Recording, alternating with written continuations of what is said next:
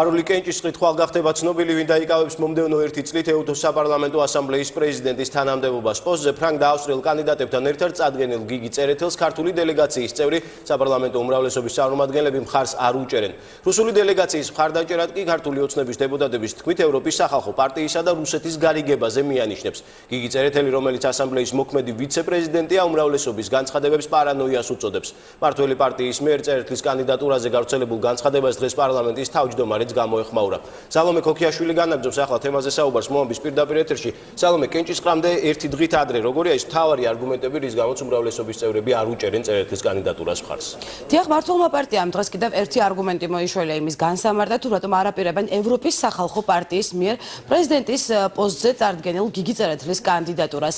ასამბლეის გახსნის პირველსავე დღეს რუსეთის ფედერაციის დელეგაციის წარმომადგენლებმა თქვეს, რომ ისინი გიგი წერეთლის კანდიდატურას დაუჭერენ მხარს. სწორედ ეს გახდა დღეს დავისა და დებატების საგანი. უმრავლესობის წევრმა ერთ-ერთმა ლიდერმა გიაუერსკიმ დღეს გააჟღერა ერთ-ერთი სკანდალური ბრალდება, რომლის თანახმადაც გიაუერსკი ამბობს, რომ ევროპის სახალხო პარტიის ზოგიერთი წარმომადგენელი თბილისში ჩამოვიდა მოსკოვიდან და სწორედ მოსკოვში გიაუერსკის განმარტებით შედგა შეთანხმება ევროპის პარტიასა და ევროპის სახალხო პარტიისა და რუსეთის ფედერაციის წარმომადგენლებს შორის იმის თაობაზე, რომ რუსი დეპუტატების ევროპულ საპარლამენტო ცხოვრებაში დაბრუნების ლობირების სანაცვლოდ მოხდა შეთანხმება, რომ რუსეთის ფედერაციამ მხარი უნდა დაუჭეროს გიგი წერეთელის კანდიდატურას. სწორედ ეს იყო ის სკანდალური ბრალდება, რომელიც დღეს გაჟღერდა. ახლა შეგვიძლია მოვისმენთ თავად გიგი წერეთელი რას ფიქრობს ამ ბრალდებაზე და როგორი არის პოზიციები.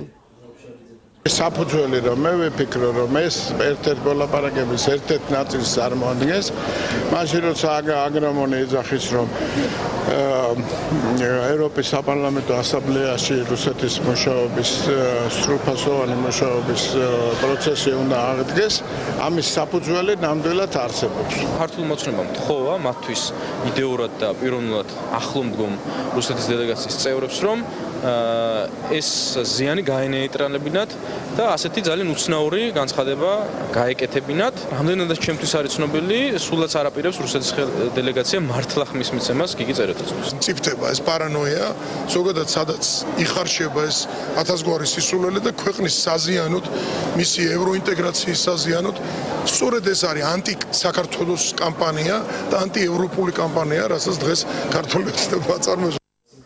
დღეს ასევე ამ თემას გამოეხმაურა პარლამენტის თავმჯდომარეც, რომელმაც ისაუბრა ამავდროულად იმ წერილზეც, რომელიც გასული დღეების განმავლობაში გაავრცელეს ქართული ოცნების წარმომადგენლებმა და რომელშიც საუბრობდნენ თავიანთ არგუმენტებზე, მათ შორის საუბრობდნენ იმაზე, რომ გიგი წერეთელი პრეზიდენტის პოსტის დაკავების შემთხვევაში გაატარებდა არასახელმწიფო ინტერესებს, არამედ მისი კონკრეტული პარტიის ნაციონალური მოძრაობის წარმომადგენლების ინტერესებს. დღეს ამ გამონათქვამებისთვის ქართული ოცნების წარმომადგენლები პარლამენტის თავმჯდომარემ მწვავედ გააკრიტიკა და აღნიშნა ისიც, რომ გიგი წერეთელს ყველაზე დიდი პრობლემა აქვს რუსეთის დელეგაციის მხრიდან მხარდაჭერის სახით და ყველაზე დიდი კოზირი უჭირავს ქართული ოცნების მხრიდან ასეთი წინააღმდეგობის სახით.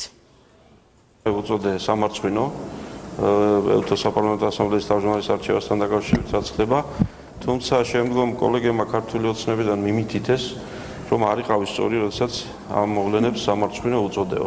მე ვაღიარებ, რომ არ ვიყავის სწორი, მართლაც შევცდი, იმიტომ რომ რაც რო გავიდა, ხედავ რომ ეს მოვლენები არის არა მარტო სამარცხვინო, არამედ თავის მომჭრელი. დღეს ასამბლეის დელეგატთა ნაწილმა საკუთარი პოზიცია უკვე დააფიქსირა და წინასწარვე შემოხაზა სასურველი კანდიდატი, ვინაიდან ეს დელეგატები დღეს საღამოს უკეტავებენ თბილისს, თუმცა ოფიციალურად კენჭისყრა შედგება ხვალ და სწორედ ხვალ გაირკვევა, ვინ დაიკავებს ეუთოს საპარლამენტო ასამბლეის პრეზიდენტის პოსტს. ეს იყო სალომე ქოქიაშვილი.